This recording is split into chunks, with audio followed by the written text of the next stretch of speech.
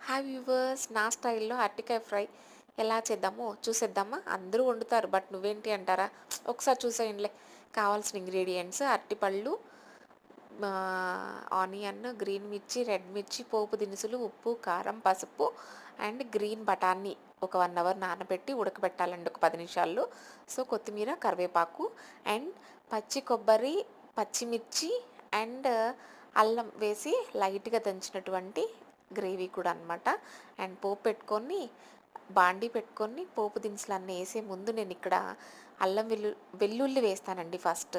మనం తాలింపు దినుసులన్నీ వేసేలోపు వెల్లుల్లిలోని పచ్చి అంతా పోయి వాసన మంచి బ్రౌన్ కలర్‌గా మనకి కావలసినటువంటి మోతాదులోకి అది ఫ్రై అవుతుందనమాట.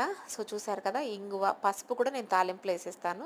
కరివేపాకు గురించి చిన్న చిట్కా పెట్టాను చూడండి. కరివేపాకుని పొడి చేసుకొని వాటర్‌లో మిక్స్ చేసి వాటర్ తాగితే ఏంటండి మనకి కాళ్ళ నొప్పులు, కీళ్ళ నొప్పులు అంటాం కదా! అవేమి రావంట. సో, ఆనియన్స్, గ్రీన్ చిల్లీ, బఠానీ అన్నీ యాడ్ చేసిన తర్వాత కొబ్బరి, పచ్చిమిర్చి, అల్లము వేసి పేస్ట్ ఉంది కదా! ఆ పేస్ట్ వేసుకున్న తర్వాత ఈ విధంగా అరటి ముక్కలు చిన్నగా కట్ చేసుకున్నటువంటి వాటిని కూడా వేసి వేయించుకొని, అరటి ముక్క కొంచెం అంటే మనం స్పూన్‌తో అలా నొక్కి చూస్తే మగ్గిపోతుంది గదా! మనకు తెలుస్తుంది. సో, అలా విరిగిపోయినప్పుడు మాత్రం పసుపు, ఉప్పు, కారం అన్నీ ఏసేసుకొని లాస్ట్‌గా కొత్తిమీర, కొంచెము గరం మసాలా అండి. సో, ఇష్టం ఉన్నవాళ్ళు గరం మసాలా ఇంకొంచెం మోతాదేసుకొని ఒక 5 మినిట్స్ మగ్గనిస్తే సరిపోతుంది. అరటికాయ ఫ్రై రెడీ అనమాట. సైడ్ డిష్‌గా చాలా బావుంటుంది. ట్రై చేయండి.